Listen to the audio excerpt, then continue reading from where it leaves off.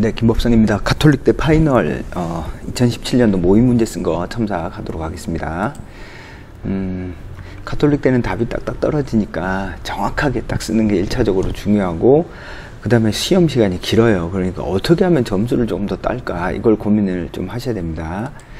소윤이는 기본적인 어떤 독해나 이런 부분들은 잘 되어 있는데, 조금 더 한 발 더 나가서 적극적으로 해석하고 개념화하는 어떤 습관들을 조금 들이면 조금 더 좋은 글을 쓸 수 있지 않을까, 이렇게 생각을 해봅니다. 무슨 뜻인지 알겠죠? 자, 1번부터 그럼 차근차근 한번 보도록 하겠습니다. 가의 관점에서 근거해서 나에 나타난 현상을 비판적으로 검토하라. 자, 일단 가에는 어때요? 기술에 대해서 뭔가 기술이 인간을 나태하게 만들고 문제를 일으키는 어떤 상황을 노인의 사례를 통해서 보여주고 있습니다. 읽어볼게요. 나는 스마트폰과 같은 디지털 시대의 과학적 진보가 중독, 비만과 같은 부작용을 생기게 하고 이는 결국 디지털 의존 증세를 불러온다고 말하고 있다. 오케이, 나는 잘 썼습니다. 그죠? 가의 관점에서 나를 보면 두레박과 같은 기계를 사용할 경우 기계에 관한 마음 쓰임이 증가할수록 정신과 성격이 불안정해지고 순백함이 사라지게 되므로 스마트폰과 같은 디지털 기술을 사용하는 지금의 시대를 부정적으로 바라볼 것이다. 지금 잘 썼습니다. 잘 썼는데 하나 아쉽네요. 그죠? 제가 첨삭을 잠깐 한 것 같기도 한데, 이거 지금 거의 대부분의 내용이 제시문에 있는 내용을 정리해 두었잖아요. 그죠? 그래서 아쉬운 게 뭐냐면, 그럼 도대체 가가 말하고자 하는 어떤 마음 쓰임, 순백함이 사라진다, 이게 도대체 뭐냐? 그죠? 마음 쓰임, 순백함이 사라진다는 것은 결국 뭘 말하는 거예요? 사람이 주체성을 잃고 기계의 어떤 노예가 된다, 뭐 그런 거잖아요. 즉 중독이 이루어지고 게을러짐을 의미하거든요. 즉 자기 삶의 어떤 주체성을 상실하는 걸 뜻합니다. 자, 요 글은 이제 총평을 하면 점수는 A- 주겠습니다. 자, 낯선 동양 고전과 같은 제시문이 나오면 개념적으로 상징을 해석해 주는 것이 필요하다. 알겠죠? 요거 꼭 기억하세요. 그리고 지금 쓰는 어떤 형태, 자, 비판적으로 검토하라고 하니까 중독과 같은 비만, 결국 디지털 의존 증세가 난다. 디지털 의존 증세를 계속 심하게 되면 가에서 말하는 것처럼 순백해지고 성격이 불안정해지는데, 그 결과 어떤 현대의 기계가 이렇게 막 발전한 사회에서 오히려 사람들은 주체성을 잃게 되고 기계의 노예가 될 뿐이다. 이렇게 좀 적극적으로 해석해 주는 게 좋습니다. 마찬가지로 가와 나의 관계를 보여주는 것이 좋다. 자, 제가 이거 수업 시간에 말씀드렸죠. 그죠? 제시문을 쓸 때 가와 나가 어떤 관계인지, 가가 옛날 이야기라면 나는 오늘날의 이야기. 그죠? 오케이. 1번 A- 주겠습니다. 자, 2번 보겠습니다. 자, 2번 보면요. 다의 화자가 드러내고자 하는 문제점을 밝히고 가라 말을 활용해서 그에 대한 해결 방안을 기술하세요. 자, 일단 다의 화자가 드러내고 있는 문제점, 자, 어떻게 해야 돼요? 명확히 개념화를 해야죠. 그죠? 가라 마가 정확히 활용돼야 됩니다. 그래서 문제점이라고 하니까 그 연결, 문제점 부분과 해결 방안은 그 중간에 어때요? 그 문제점의 원인으로서 이렇게 브릿지를 삼아서 연결을 하면 크게 무리가 없이 잘 연결될 것 같아요. 그죠? 그래서 제가 전에도 말씀드렸지만 문제점 나오면 항상 뭐 하라고 그랬죠? 원인을 찾으라고 했습니다. 자, 그럼 읽어보면서 첨삭을 합시다. 다의 화자는 예전과는 다르게, 예전에는 사랑과 평화의 상징이던 비둘기가 현대에 와서는 그저 쫓기는 새가 되었다고 말한다. 비둘기의 터전이었던 성북동 산에 새로운 번지가 생기고 돌 깨는 소리와 채석장포성이 메아리 치는 등 자연과 함께 살아가던 비둘기의 삶이 현대에 와서 무분별한 개발과 함께 변해감을 보여준다. 아유, 어때? 문제점을 상징, 개념화 해야죠. 이게 내가 엄청 맨날 강조하던 건데 이거 안 지키면 어떡해. 그죠? 개념적으로 딱 다에 나타난 문제점은 인간중심주의다. 인간중심주의가 과도하게 작용되어서 환경을 파괴하는 문제가 나타난다. 그죠? 아니면 인간과 자연의 공존이 더 이상 불가능한 것을 보여준다. 공존, 환경 파괴, 뭐 이런 것들을 조금 적극적으로 언급을 해주는 게 좋습니다. 알겠죠? 무슨 뜻인지? 그런 것에 언급이 없으니까 글이 지금 모호해져 버렸잖아요. 그죠? 공존이라든지 환경 파괴, 뭐 인간 중심주의와 같은 내용으로 문제점을 개념화하자. 자, 알겠죠? 자, 그래서 이런 문제점을 해결하기 위해서 제시문 가라마가 어떻게 적용됐는지 봅시다. 가의 노인처럼 정신과 성격이 불안정하게 하는 기계를 부정하고 순백함을 유지하는 게 중요하다. 어때요? 순백함을 유지한다 뭐예요? 기계를 함부로 사용하지 않는 거죠. 그죠? 어떤 인간의 과도한 주체성을 이제 환경이라든지 이런 것들을 과도하게 너무 개발하다 보면 어떤 문제가 생겨요? 과도하게 기계라든지 기계에 의존해서 이제 환경과 공존하지 못하는 문제점이 생기니까 노인처럼 이렇게 기계를 사용을 적절히 하는 게 필요하다. 뭐 이런 식의 말을 조금 쓰는 게 좋겠습니다. 자, 순백함이라고 하는 건 상징적 요구니까 반드시 해석해야 돼요. 그죠? 순백함은 상징적 의미를 가지고 있음. 반드시 해석해서 쓰자. 자, 라의 데카르트처럼 자연을 정복의 대상으로서 여기고 자연의 대상화 관점은 비둘기와 같은 동물을 생태적 위기, 환경오염을 불러일으킬 수 있음을 자연의 무분별한 개발을 줄여야 한다. 그죠? 어떤 이분법적인 사고, 자연의 대상, 라는 괜찮네요. 그죠? 마지막으로 삶의 질을 향상시키기 위해서 물리적 조건보다 정신적 조건이 중요함을 깨닫고 정신적 만족감을 채우는 가치관의 변화가 필요하다. 아니, 정신적 만족감을 채웠을 때 이렇게 환경 파괴가 어떻게 해결되는지를 조금 써야지. 그죠? 그래서 가바라는 조금 아쉽다. 라는 좀 알겠죠?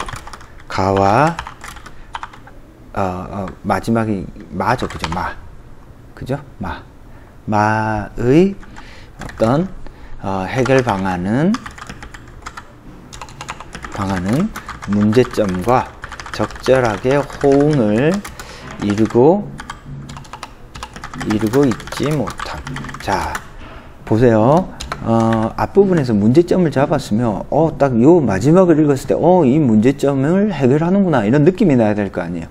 여기 지금 현대사회의 무분별한 개발의 문제점을 어떻게 하라고요? 정신적 조건이 중요함을 깨닫고 정신적 만족감을 채우면 물질적인 어떤 개발이 안 일어난다. 왜 안 일어나는지 조금 더 꼼꼼하게 보여주셔야 됩니다. 자, 총평을 하면요. 일단 개념화를 못한 것이 가장 아쉽다. 알겠죠? 그 다음에 문제점과 해결 방안이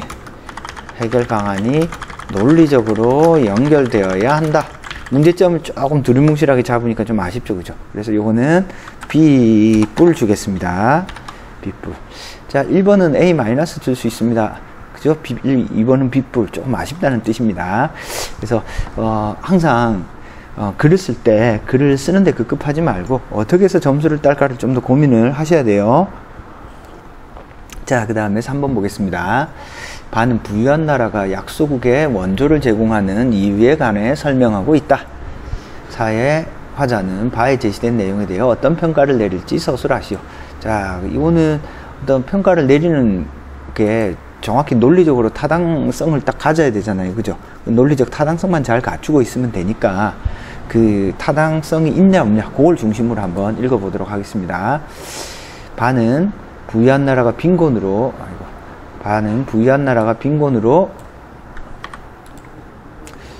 고통받는 약소국의 원조를 제공해야 하는 이유를 자성과 의무 두 관점으로 설명하고 있다. 바 제시문은 사회. 자, 이게 글자 분량이 조금 많을 것 같으면 제시문 요거 생략하고 바도 그냥 한 칸에 쓰세요. 괄호. 알겠죠? 이렇게 한 칸에 써도 됩니다. 한 칸에 쓸 때는 괄호 문자가 되는 거예요. 이런 바의 제시문을 사회의 관점에서 평가하자면 우선 자선의 관점은 긍정적으로 바라볼 것이다. 사회 화자는 사회 정의에서 정당한 정당한 소유권을 강조한다. 정당한 소유권은 무엇이든지 부정의한 사실이 없었다면 발생하는 것이고 개인은 소유물을 자발적으로 타인에게 줄 수 있다. 바의 자선은 베풀지 않음을 그릇된 행위로 보거나 불이익을 주지 않는 자발적 선의를 베풀기 때문에 정당한 소유 권리를 갖는 것이다. 반면 바의 의무의 관점은 정당한 소유권과 반대되는 견해를 가지고 있다. 바는 어려운 이웃을 돕는 것은 도덕적 의무이며 어디 갔죠?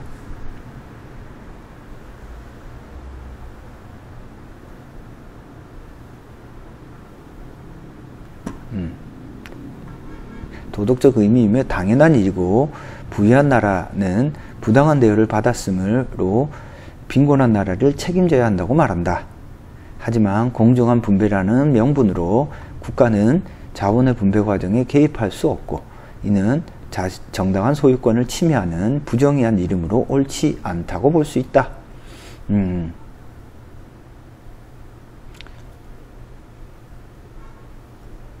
자, 요거를 이제 의무의 관점을 두 가지로 좀 더 명확하게 나누어 주는 게 좋은데 그게 지금 두 가지로 명확하게 지금 안 나눠져 있는 것 같아요. 그죠? 일단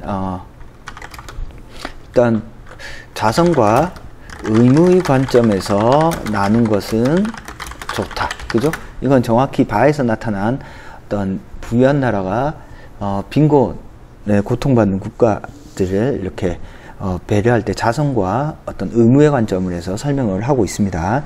그래서 바의 제시문을 사의 관점에서 평가하자면 그러면 사의 관점이 뭔지 조금 정확하게 이야기를 해주는 게 좋아요. 그래서 사를 어떻게 썼냐면 사의 화자는 사회 정의에서 정당한 소유권을 강조한다. 정당한 소유권은 무엇이든지 부정의한 사실이 없었다면 발생하는 것이고 개인은 소유물을 자발적으로 타인에게 줄 수 있다. 그래서 사에서는 뭘 강조하죠? 정당한 소유권 강조하지만 그것이 무엇과 연결이 되나요? 사회 정의와 연결이 됩니다. 즉 정의로운 사회는 어때요? 개인의 소유권을 보장해주는 사회죠. 그죠? 그렇게 생각을 한다면 바에 나타난 약소국에 대한 원조를 자선, 의무로 볼 때 이게 정당한 소유권의 이전이냐 아니냐 이걸 따져볼 필요가 있는 겁니다. 그죠? 그래서 자선은 베풀지 않음을 그릇된 행위로 보거나 불이익을 주지 않는 자발적으로 선의를 베풀기 때문에 정당한 소유 권리를 갖는다. 그래서 이제 자선은 아무런 문제가 없습니다. 그래서 자선에 대한 서술은 틀린 부분이 없고요. 바의 의무의 관점은 정당한 소유권과 반대된다. 바는 어려운 이웃을 돕는 것은 도덕적 의미이며 당연한 일이고 부유한 나라에 그동안 받았으므로 빈곤한 나라를 책임져야 한다. 하지만 공정한 분배라는 명분으로 국가는 자원의 분배 과정에 개입할 수 없고 이는 정당한 소유권을 침해하는 행위다. 그래서 이제 의무 중에서 어떤 도덕적 의무에 대해서는 어떻게 해요? 대해서는 반대하지만 그죠?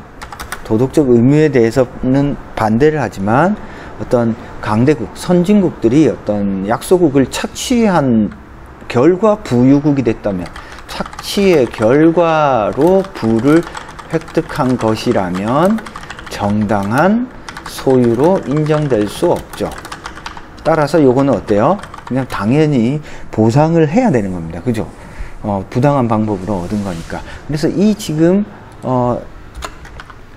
4번에 대한 이야기가 조금 정확히 안 나온 부분이 조금 아쉬운 감점의 요소다라고 볼 수 있겠습니다. 제시문 한번 볼까요? 그래서 제시문 보시면 그래서 약소국의 사람들이 어려운 부유한 나라에 초래되었기 때문에 그죠? 그러니까 얘네들이 제국주의나 식민 지배 과정에서 수탈한 결과 처한 거면 사에 따르면 어때요? 소유물을 자발적으로 타인에게 준 것이 아니라 강제적으로 취득 과정에서 어떤 부정확한 방법이 생긴 거죠. 그죠? 취득 과정에서 뭔가 문제가 생긴 그 부분에 대한 지적이 조금 빠져 있는 부분이 조금 아쉽네요. 자, 총평을 하면 요거는 A- 줄 수 있을 것 같습니다. 일단 앞에도 말했듯이 일단 취득 과정에서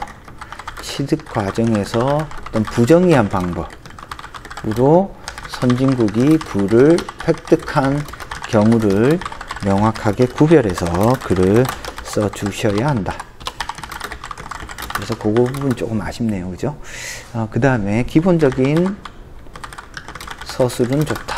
자, 지금 요게 카톨릭대를 넣었을 때 지금 전체적으로 보면 통과를 하겠느냐. 자, 일단 안정권은 아닌 것 같아요. 안정권은 아닌 것 같고 약간 조금 미칠 것 같아요. 조금만 더 개념하고 조금만 더 잘 쓰자. 분명하게 쓰자. 조금만 더 잘하면 되거든요. 기본적으로 지금 답이 어마어마하게 틀리거나 3000% 빠진 건 없습니다. 그래서 마무리 정리하면 시간이 많기 때문에 제시문 사이의 관계, 그죠? 그리고 제시문의 개념화를 명확하게 하자. 알겠죠? 무슨 말인지. 제시문 사이의 관계와 제시문의 개념화를 명확히 하는 게 필요합니다. 그래야지만이 글을 잘 쓸 수 있고, 제가 나눠준 자료의 문제들을 한 2개 정도 반드시 더 풀어보고, 개념화랑 제시문 사이의 관계를 연습해 보는 게 필요합니다. 제시문의 연관관계와 개념화를 연습하는 것이 필요하다. 알겠죠? 무슨 말인지. 소윤이는 지금 끝까지 꼼꼼하게 이렇게 잘 정리정돈만 하면 충분히 가능성이 있으니까 최선을 다해서 개념화하는 것, 제시문 사이의 연관, 결국에는 나의 사고력을 보여줘야 되니까 열심히 자신의 사고력을 보여주기 위해서 노력한다면 충분히 좋은 결과가 있을 것 같습니다. 소윤 학생 자신감 좀 가지시고요. 조금 더 많이 쓰고 복습 꼼꼼히 하세요. 궁금한 거 있으면 언제든지 질문 던져주시기 바랍니다. 자, 첨삭 여기서 마치겠습니다. 감사합니다.